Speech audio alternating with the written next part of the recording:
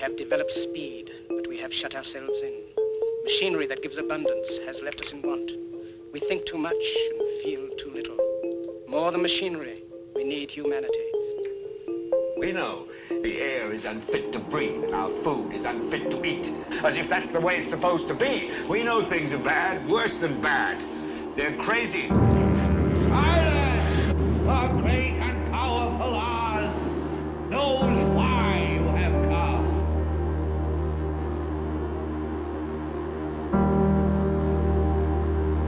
You've got to say, I'm a human being. God damn it. My life has value. You have meddled with the primal forces of nature.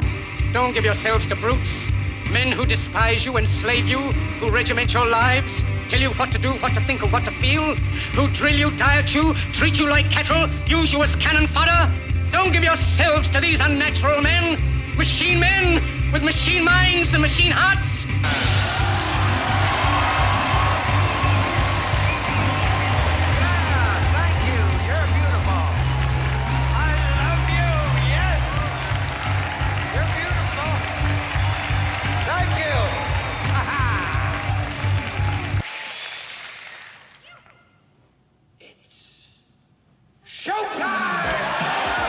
It's time to buckle up for making sense of the madness. And who loves you? And who do you love?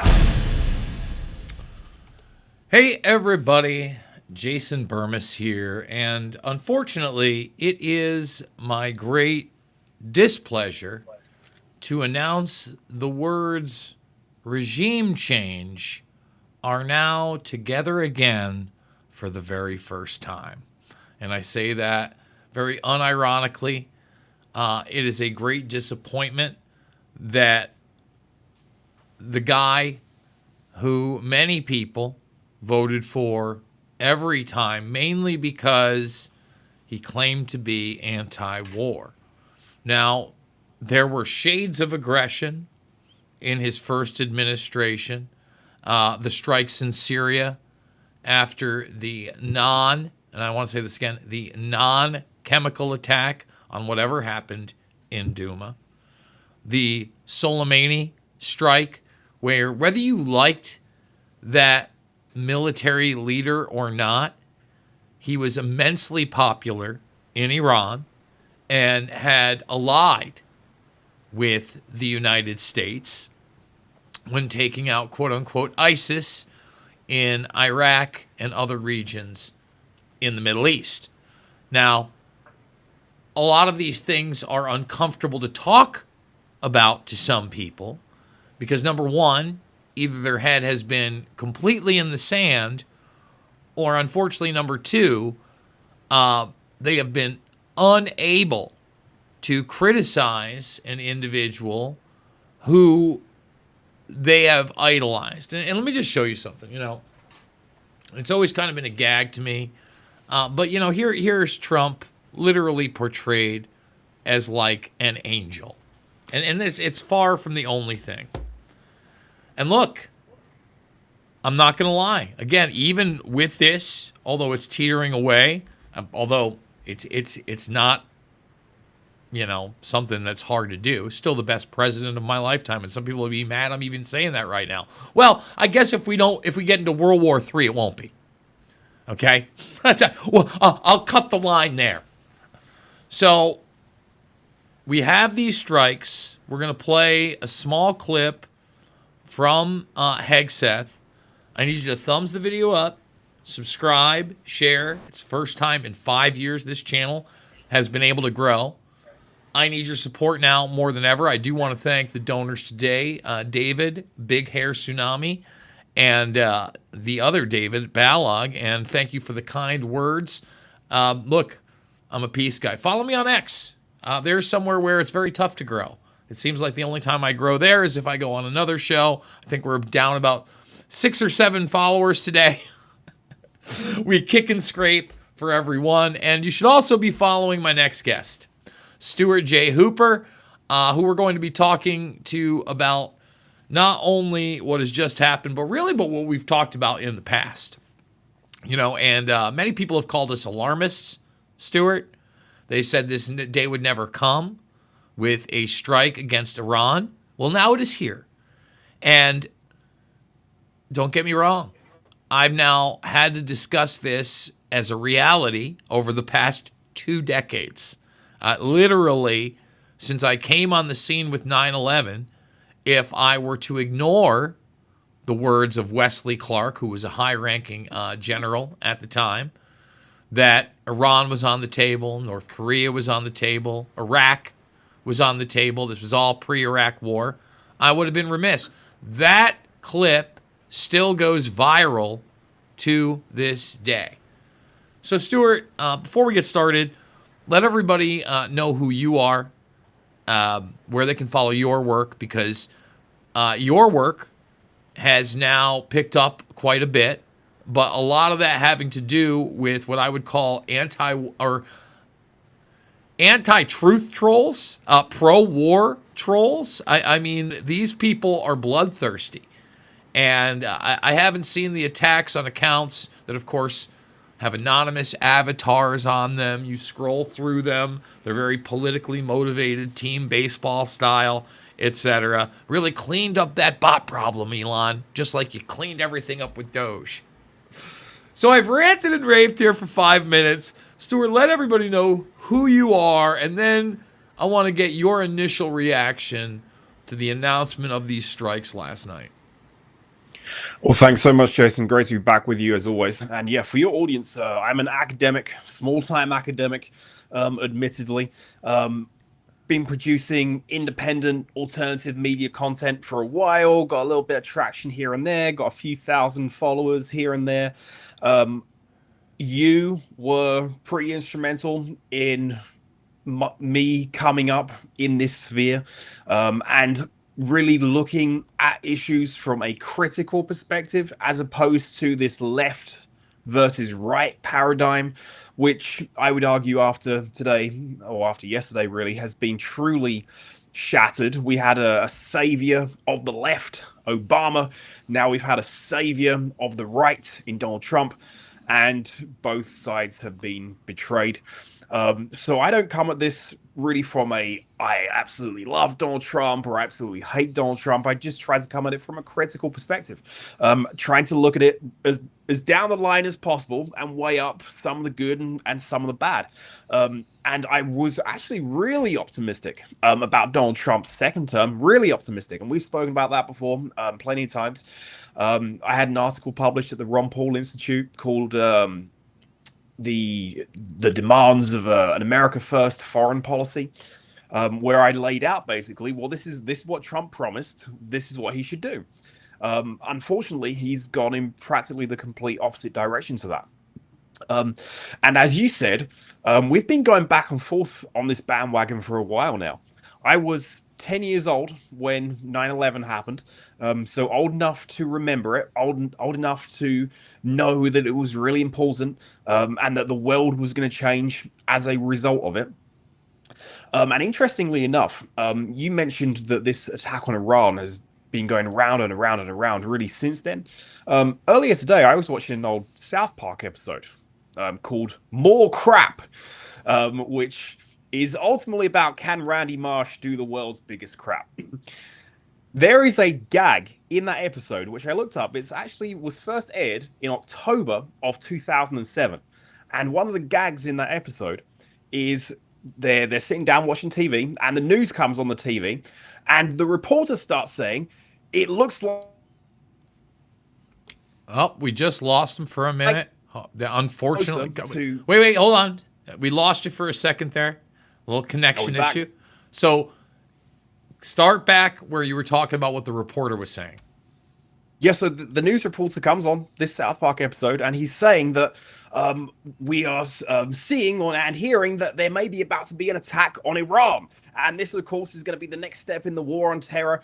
But now let's go back to the man who's trying to do the world's largest crap. So point being, in 2007... this was a central gag in a South Park episode. This has been going on for a very long time. This has been the overarching agenda of a lot of people for a very long time. And now we see that Trump has been the president to fulfill this neocon dream. So that's about where I come at this from, where we are now. And yeah, lots more to talk about, as always. Yeah, and unfortunately, this was something that I discussed a lot prior to the first administration. From the rhetoric before the second administration, it seemed like he had learned his lesson. Tulsi Gabbard, who, was an appointee and somebody just months ago saying that Iran did not have nuclear capabilities, seemed like a good move, right? Seemed like a de-escalatory move. But just like you said earlier today, you talk about 2007. I did a whole video on how Operation Top Gun Maverick was a complete success. It was in the middle of the summer of 2022, just at the end of May when everything's coming up, that we had this plot where, lo and behold, Tom Cruise goes in there with the new special plane. Remember, this wasn't a drone attack, supposedly. Remember, he outdoes the drones. And it's the evil Middle Eastern nation that's been enriching uranium in the mountains. I mean, it's literally what... First of all, I don't know what technology we use to do these strikes. I know what they said. But how much human involvement was here? They could be high-level drone strikes. They could be space weapon strikes. I know a lot of people don't want to talk about those things, but they happened in quick precision with zero retaliation. With basically them finding out as these areas were blown apart. And again, that narrative has been around 20 plus years. And this was the big America comeback movie during the Biden administration before, had the Lockheed Martin and the Skunk Works. So there really is something to be said about not only predictive programming, but keeping these things in the public eye. So when something actually like this happens, so many people shut off that brain. I want to talk about this. MEGA has been around for some time, and that's Make Israel Great Again, to people who were very critical of his relationship with Bibi Netanyahu, and in many cases, rightfully so, after what we've seen. He's now put out a post basically saying, make Iran great again with regime change. Extremely alarming, and I'll get to why in a moment. And the other thing is they're saying that this is we took the bomb out of their hands. That narrative is going to last. It already hasn't lasted. It's been moved, and they'll have a weapon here. And Hegseth already discussed that there are other targets that they can hit. And then you have the regime change after the fact. We're going to play a question from Hegseth in a moment. But when you see these moves, now that everything has failed with trying to rein this in, with Trump saying beachfront property on Palestine, no movement there. Lebanon now, basically almost waving the white flag, saying we don't want to be involved at all. We're done. We're not going to let the Iranians in. Please stop. You've already heard us. Because they realize they've already been in these limited strikes, and now it is game mother trucking on. I'm going to tell people right now, there is nothing positive going on with this. So when you hear regime change, I know a lot of people are like, oh, well, it's the mullahs, it's the Ayatollah. Hey, what about when Ahmadinejad was in there? He wasn't a mullah. Wait, did we need regime change then? They sure acted like it. So I would like you to take that term and what you think that means in the next coming days and months. Yeah, excellent breakdown there too. Briefly, also, let's just talk about the strikes themselves. Yeah, it's possible that these were done with some kind of experimental technology. The Pentagon loves to actually have a live test of its technologies out in the field. That's one of the big reasons the war in Ukraine has been continued for as long as it has been, because the Pentagon has gotten to test, well, can an Abrams battle tank actually match Russian battle tanks, like for like. How would this play out on a larger, broader scale? I guarantee they would have had similar tests yesterday as they conducted this operation with whatever weapon system it was that they used. And interestingly, as you mentioned, yeah, it's possible the Iranians moved most of this stuff because there, as far as I've seen so far, there have not been any reports of radiation leaks or anything like this, contamination of any of these sites, which is, of course, a good thing in the grand scheme of things, because, yes, these attacks themselves, they were risking massive potential environmental devastation as a result of this. Just go and look at what happened at Chernobyl, an accident, and then compare it to this. You could have had a very similar situation playing out in the Middle East. But yeah, nothing on these levels that I've seen so far. Which, again, brings us to the next point. Well, maybe the Iranians then actually will now pursue a nuclear weapon. And there are lots of critical foreign policy analysts that are now suggesting this, because you have just said to Iran, the one reason we are attacking you is so you cannot get a nuclear weapon. Because we know we can attack you because you haven't got a nuclear weapon, so you can't really respond in kind if it escalates all the way up the ladder. So the Iranians now are going to be fully incentivized to go ahead and try to acquire a nuclear weapon. They look around the Middle East. What do they see? Saddam Hussein gave up his weapons of mass destruction, got overthrown. Muammar Gaddafi gave up weapons of mass destruction, got overthrown. Then they look over to Asia. They see North Korea. They see nuclear weapons. They see a regime that's still in power. So this could be a very powerful incentive for the Iranians to try to now get a nuclear weapon. And let's stop for a second, because I think it's important to say this. Maybe they had a nuclear weapon. Maybe they didn't. We haven't seen any evidence that they have had that weapon. We've had to basically go on hearsay and the line, which again, just like you said, when they talk about war with Iran all the way back in 2007, is they're 2 weeks away from a nuclear weapon, 6 months away from a nuclear weapon, 11 weeks away. I mean, it's just the revolving door. They provided zero evidence of it. Mm-hmm. And like you said, right now, as far as I know, there have been no readings that show that there were any nuclear material at any of these sites, any uranium enrichment at all. Nothing even dirty bomb level. Now, whether or not we're ever going to get that evidence, I don't know. I do know, again, immediately after these strikes, yes, there were a couple videos that showed the aftermath. We still haven't seen as the strike happened, and there were a ton of videos out there that were separate strikes in Syria from months and months ago. I mean, right now, and most Americans who are not politically savvy, they're whatever the television tells them. And the other groups that aren't that savvy, whatever their favorite podcaster's telling them, whatever's in their news feed. I saw some of these videos going out by people that have a lot of following, is all I'm going to say, and have a lot of clout in the quote-unquote MAGA sphere or in this thing. So the bottom line on the nuclear stuff is we also have to realize that whether they had nuclear weapons, you have large-scale military-industrial complex companies like Google, Amazon, and Facebook that are masquerading as, we got traded on the stock market. Masquerading as private companies that are about to launch massive AI data centers that are run by nuclear energy and small-level nuclear reactors in the AI war.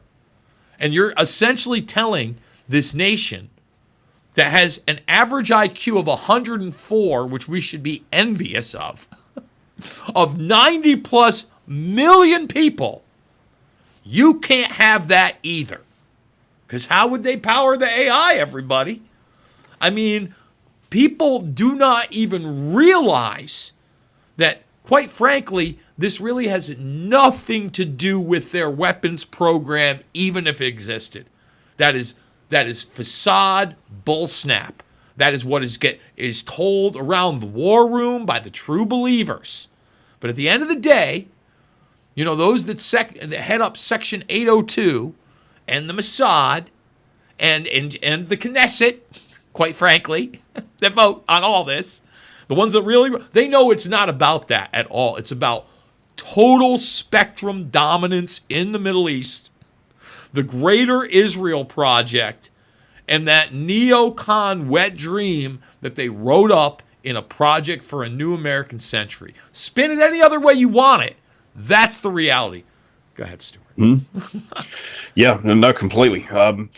And yeah, in 2007, there was actually a really large push to go to war with Iran here because, of course, that was the dying days of George W. Bush's administration.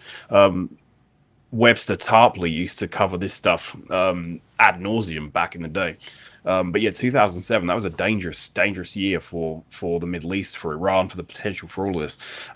But yeah, to finish my other point there, yeah, Iran is now truly incentivized to try to get a nuclear weapon to keep its regime, its government intact. And that's not trying to justify their acquisition of a nuclear weapon either. I would love to live in a nuclear-free world, but you also have to live in reality. And when you make certain moves on the geopolitical chessboard, like were made last night, unless you get someone in checkmate, which appears the Americans have not done to the Iranians yet, you're going to have to expect their next move, and this may be it. And by the way, let me just stop you there, too. Mm-hmm. If they want to do a checkmate move, they're going to kill a lot of civilians. Mm-hmm. Period. I want everybody to realize that. You know, today, earlier in the broadcast, I showed the largest mall in the world. It is in Iran. Okay? What they are showing you in that culture, that would be like if everybody that saw what went down in America, you went to the biggest redneck spot in upstate New York and the swampiest swamp in Florida, and you were showing them those people. They are not showing you the reality of that country or their military or their culture. Okay? I mean, people need to get with it. I don't want more death, and death begets death. And the other thing is that we haven't talked about what retaliation could be real and what retaliation could be a false flag to further get this thing going. Please continue. Sorry. No, I get it completely.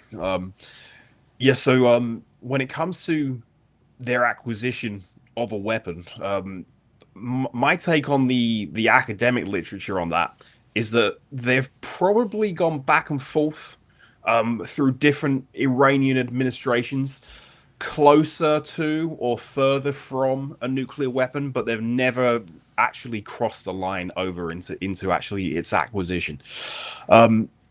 Now, yeah, let's perhaps move into regime change, which I think was actually the root of your original question, and what form might that take? This will not go well in any conceivable scenario. So if they go after the Ayatollah, they go after the Iranian government, this is not going to go the way that Netanyahu and Trump thinks it will, because it never does. Look to World War II. World War II is a great example of this. Hitler really wanted to bring the United Kingdom into the Reich, really thought he had a good shot at doing that politically. And then when that didn't pan out, what did he do next? Well, he said, let's just bomb them into submission. What did that do? It completely galvanized the British against the Germans and made the entire country willing to sacrifice essentially their entire lives to fight back against Hitler and the Germans. I believe if they try to do some kind of decapitation strike on the Iranian government, you are going to see from this civilization of 90 plus million people in a relatively economically and technologically advanced country, immense pushback. I mean, it's going to make Iraq look like a child's play. It's going to make Iraq look like a school playground. This is going to be a battle for the ages, which again, perhaps then brings us into the point on retaliation. That could come in various different forms. Iran, if it really wanted to have a huge impact, it would do something in the Strait of Hormuz. So that's this waterway which exists right there, right next to Iran, where anywhere from 1/5 to 1/4 of the world's oil supply travels through. And the point that I made in my video last night was, what do you think is going to happen to the price of oil if 1/5 to 1/4 of the supply is all of a sudden removed from the market, and there is no idea in sight of when it's going to be back on the market? Absolutely nothing good. That's recession level damage that you're going to cause around the world. How could Iran do this? They got a few options. They could use anti-ship missiles to try to sink the oil tankers as they're passing through, cause lots of debris and damage throughout the strait. They could also mine the strait as well. That's been a big one that I've seen discussed. So just dropping these sea-based mines throughout the strait, just making it very treacherous. Those probably wouldn't sink a tanker on their own, but again, what's that going to do to shipping insurance prices? You want to bring your tanker through the Strait of Hormuz? Well, the insurance company will probably let you do it if you pay a massive premium, which again destroys the price as well, destroys the economy as well by default. The Iranians also do have a navy that's somewhat capable, although if you put it up against the full force of the American Navy, it probably would be wiped out pretty quickly. But at the same time, China gets about 20% of their oil from Iran directly. Now, that's directly. Again, we're talking about a region of the world where not the vast majority, but you're talking about a significant portion. If 20% is coming directly from Iran, you're probably talking about 35 to 50% minimum of their oil coming through that region. So all of a sudden, it's not just Iran's navy. There's the good chance that China does jump in here. We haven't even talked about Russia yet. Again, because they get oil from Iran as well. Both of them are incentivized to utilize their navy to ensure what Iran wants so that there's not more destabilization. Oh, joy. Yeah, exactly. This is what we've warned about now for months, if not years at this point. But that also, too, is perhaps one of the reasons why Iran would be cautious to pull this lever as well, because it probably would really anger the Chinese. It would drag them into it, and they would probably, like you were alluding to there, they may have to get involved in some way, perhaps in escorting ships or something like that. Something far more than they're doing right now, let's put it that way. And when it comes to Russia, this is also a point I made yesterday. What is Russia currently getting from Iran? Quite a significant amount of military technology, which it is using to fight its war in Ukraine. So if you're Putin and you're fighting a war in Ukraine and you're claiming this is for your existence, for the future of the motherland, all these big grand scale claims that Putin has made, take him at his word at all of that, right? Let's just take him at his word just for argument's sake. If another actor comes in and tries to take out this other country that you've been dealing with to fight this war for your survival, how is that going to be looked upon by the Russians? Not well. It's going to be looked at, hey, look, the United States is interfering in our ability to defend ourselves. The United States is interfering with one of our allies that we need right now to continue fighting this war in Ukraine and to hopefully try and win this war in Ukraine. So yeah, this has lots of potential geopolitical impacts, and Pakistan's been a big one here. Pakistan came out immediately after the strikes from Israel, and they put out in a tweet that they want to bring the entire Ummah, which means the entire Islamic world, to defend Iran. Now, since then, you had Trump come out and say, well, we're going to give it 2 weeks, and we're going to try to go the diplomatic method. Then Pakistan nominates him for the Nobel Peace Prize, perhaps just trying to give him the old pat on the back there and try to convince him in some way that he can really pull this off. And then what does he do? He goes ahead and pulls the proverbial trigger. And Pakistan is now sitting there with egg on its face, not looking too great at all. But yes, what is Pakistan? A nuclear power that could step in. We just saw this blow up between Pakistan and India. India has been on the side of Israel and the West throughout all this. So all of the components are here for this to completely blow up in all of the wrong ways. I really hope I'm wrong on all of these predictions, which is also something that a lot of other people have been saying right now. Tucker Carlson and others, other commentators. Yeah, we want to be wrong. We want this to not blow up. We're not looking forward to this in any conceivable way whatsoever. And my big reply to, I think not all of them were bots, but I think some of them were just anonymous trolls last night was, well, I hope if you're egging this on, tomorrow morning, Monday morning at 8 a.m. sharp, you better be at the enlistment office. Go pick your branch, and you better be signing your name on the dotted line to go and fight in this, or otherwise, I don't really want to hear your opinion on why this is a good thing. Yeah, exactly. Listen, I want to get into some of the other things that could occur, especially the fact that there is this narrative out there that Iran was somehow behind the assassination attempts of Donald Trump, or that that's a possibility. He's certainly given him the incentive with Soleimani, which makes it believable.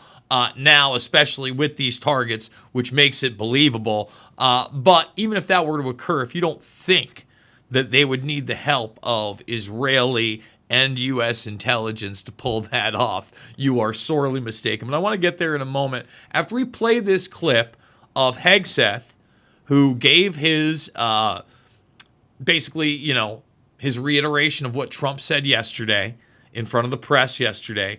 And he gets asked, basically, is this just another forever war that we got with the Bush administration? Thank you very much. General Kane, I understand OPSEC. I respect OPSEC. Can you say at all what security procedures are being taken to protect U.S. troops in Iraq and elsewhere in the Middle East?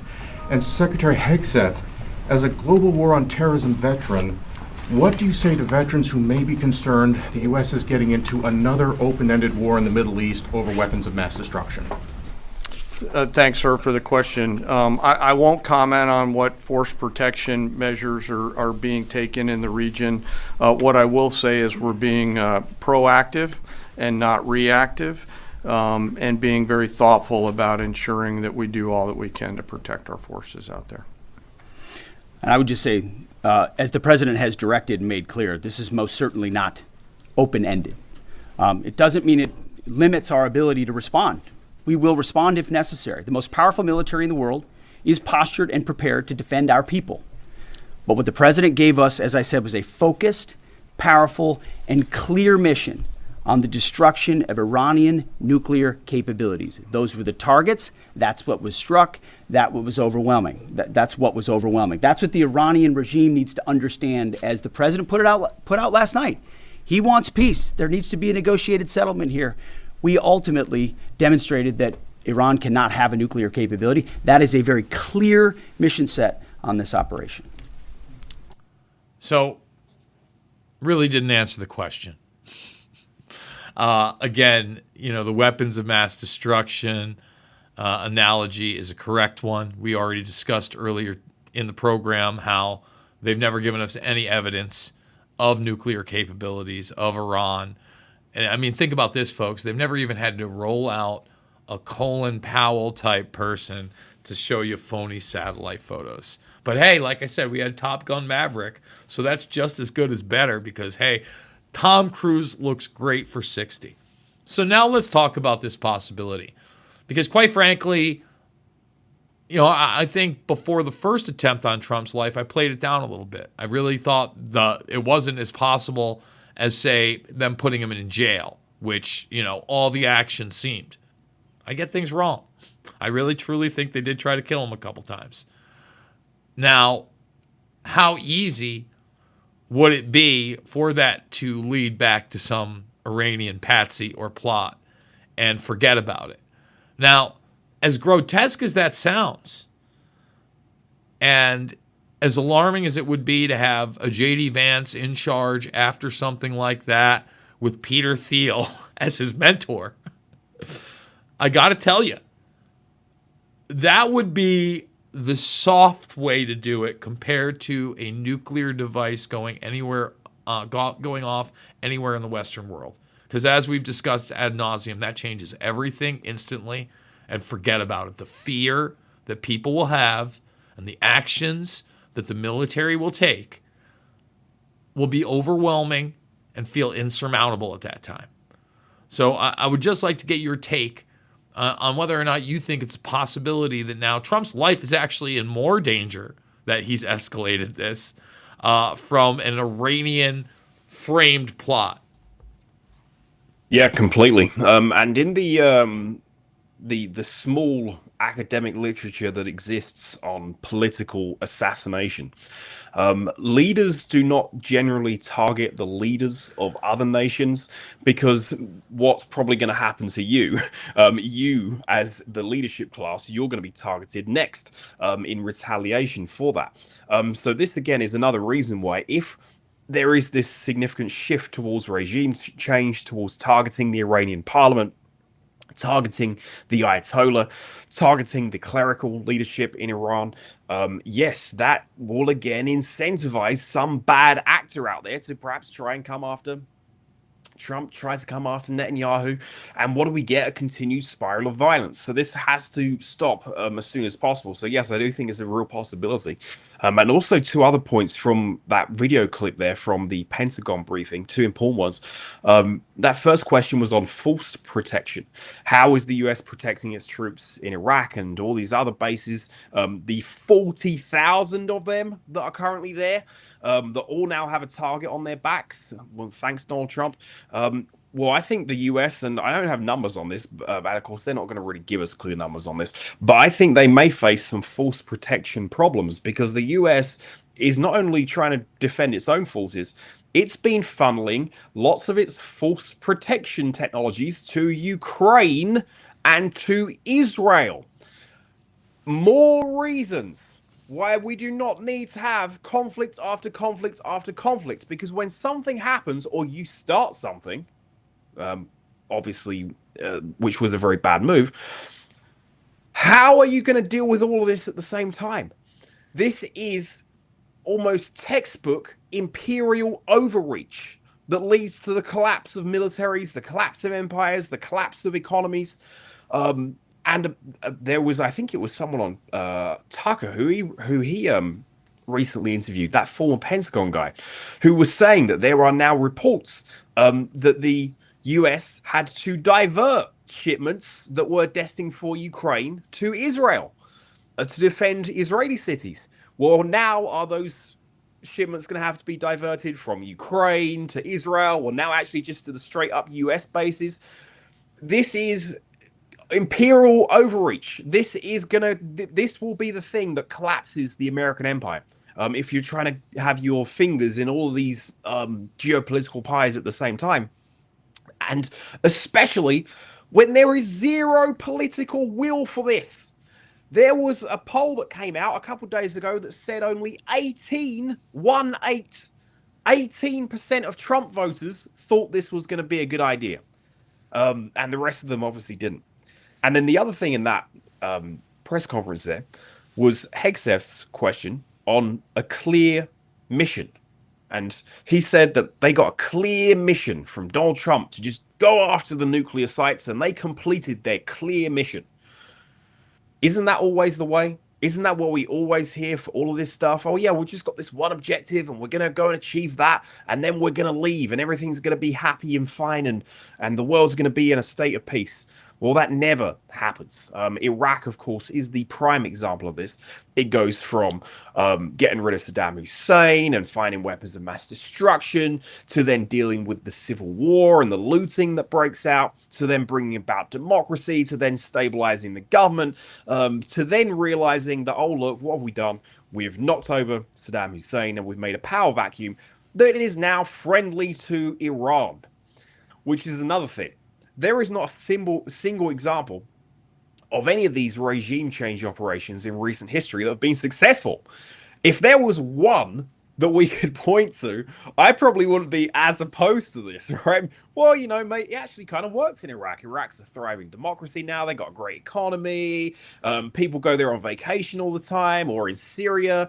Oh, wait, that's not the case in any of these places. So what just happened in Syria today? Suicide bombing in a church. There is no example where this has worked. And I think it's just this, if you want to boil it down to the root cause of it, it's this inability to accept complete failure on the domestic front for these governments.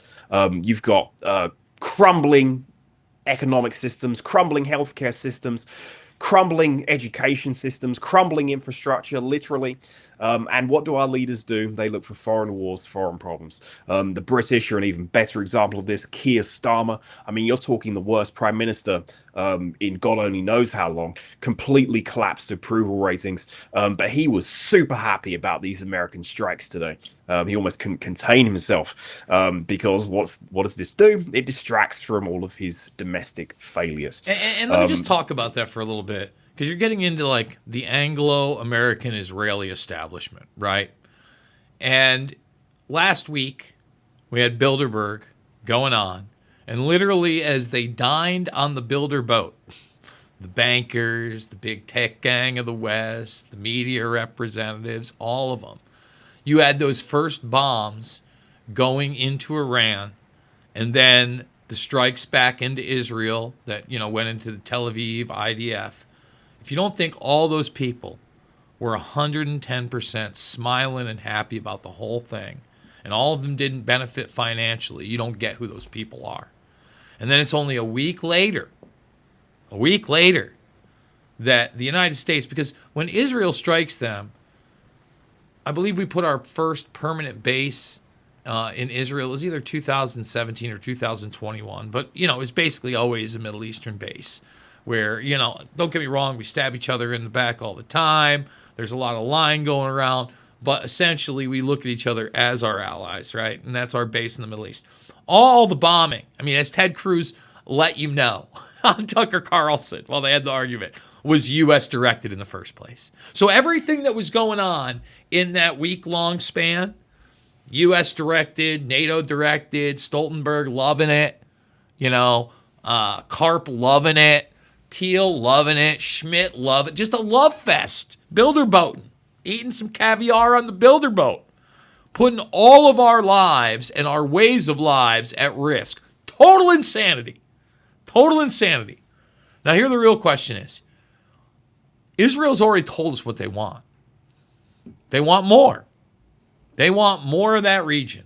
They want the Dome of the Rock, some of these religious zealots that are right in line with the military zealots.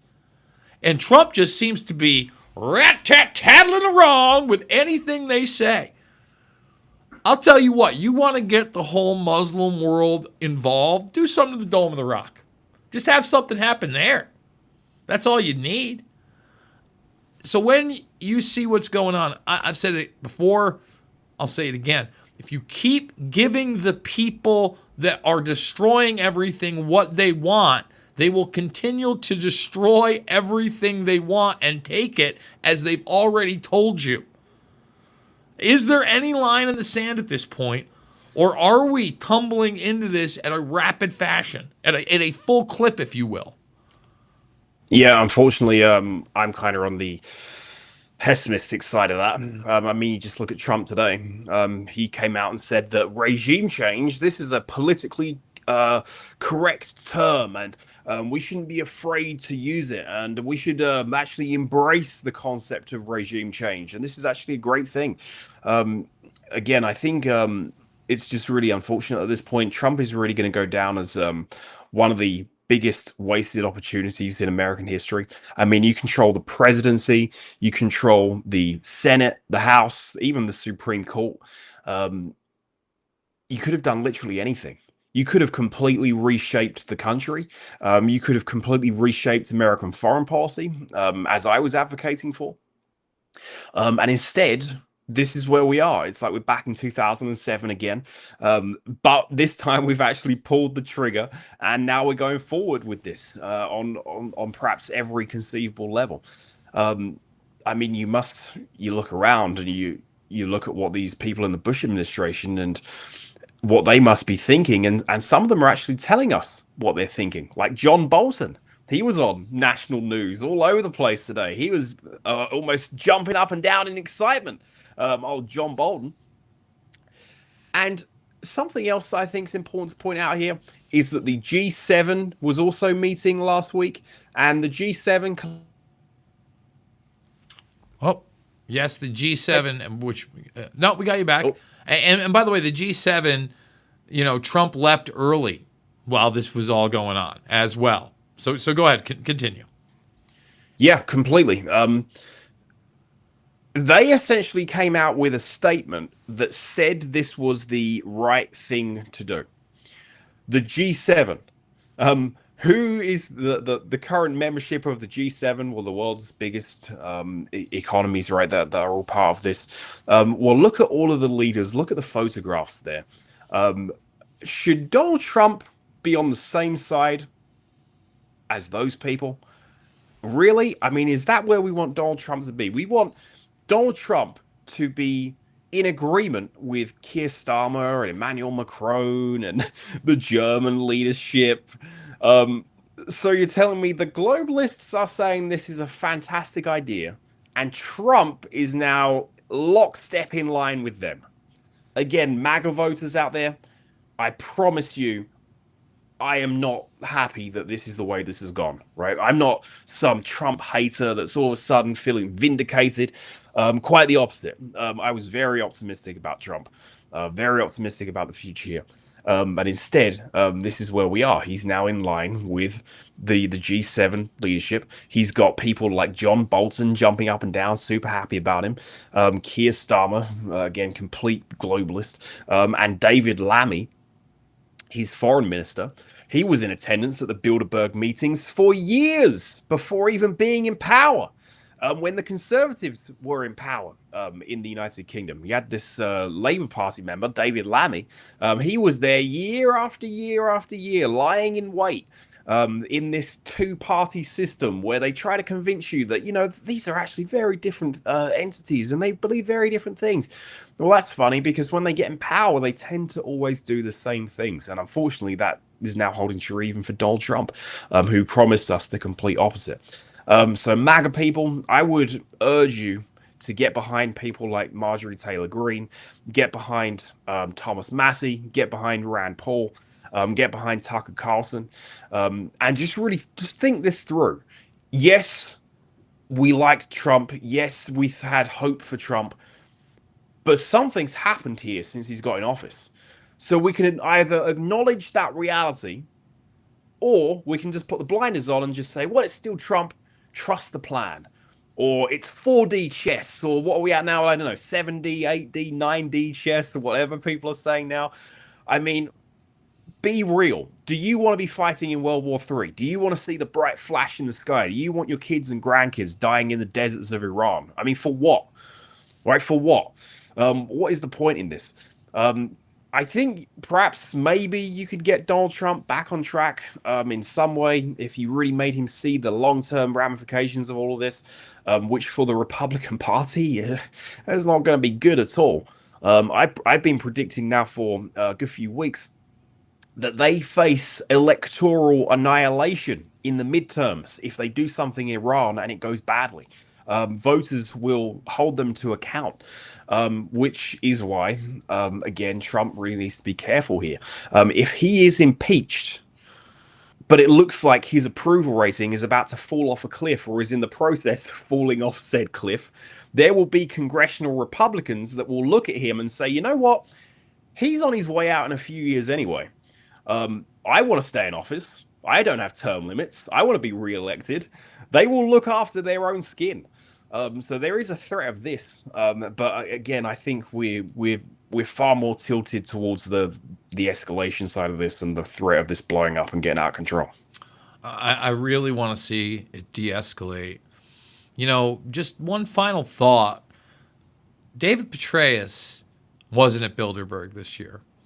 And I really wonder, especially if he's back next year, this is a guy that's been with the military-industrial complex, the Middle East war of terror for a long time. Whether or not he wasn't part of the operational things that were going on during those strikes that weekend and into now. I'd like to know what he's up to. I haven't heard from Petraeus in a while. We got the last few minutes of the broadcast. what would you like to leave the audience with? And please let everybody know where they can follow you and support your work as well, my friend.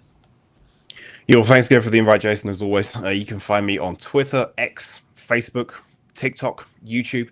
Just search for Stuart J. Hooper. You'll find me over there. I put out regular independent analysis on all these issues. Again, not coming at it from the perspective of I hate Trump or I love Trump, just from a critical perspective that's trying to avoid global conflict. And as someone that has grown up through the war on terror and seen absolutely nothing good come of it. So that's really the perspective that I come at this from. It's not really ideological. It's just from a perspective of trying to avoid the mistakes of the past more than anything else. And overall, yeah, I'd leave people with the message that think about what you voted for. I live in the United States. Yes, I'm from Britain, but I live in the United States. I can't vote here, didn't vote here, never voted here. Maybe one day I will.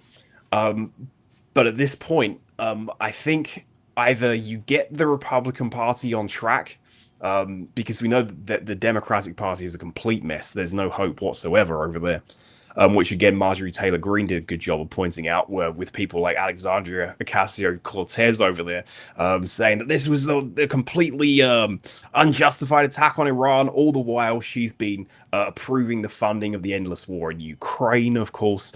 So that's a disaster. But I think there is a route to getting the Republican Party on track, like with Marjorie Taylor Greene, Tucker Carlson, Thomas Massey, Rand Paul. Listen, I got to tell you, I hope so. But I mean, again, with somebody like Tulsi Gabbard, who couldn't stand up to all this craziness, RFK Jr. has been a bright spot in the administration. I hope it continues to go that way. But his take on, what was happening in Gaza was horrible.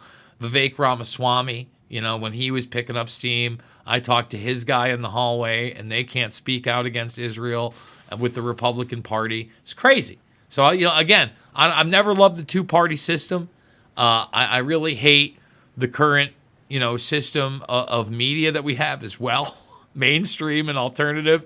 We're in some pretty damn dire straits, but you're doing a hell of a job. I hope that people follow you as well, Stuart, and I hope that we're wrong, and I hope that everything dies down. I'm wondering whether it can. I mean, that's really the goal of this, and to have these conversations, to maybe reach somebody that can de-escalate this, but I'm not sure it's there.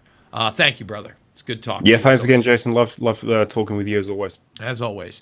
Folks, you know the drill here. There are no paid gigs anymore. I need your support. Please consider supporting the broadcast. The Buy Me a Coffee and other links are down below. Thumbs it up on the way out. Subscribe, share, check out the all platforms. Follow me as well. And let everybody out there know not only about this broadcast, but the documentary films. And again, I don't know how you can look at the event of 9/11 and then what happened after and before these things. And that's not a right or left issue. Never going to be. Always the about right or wrong here.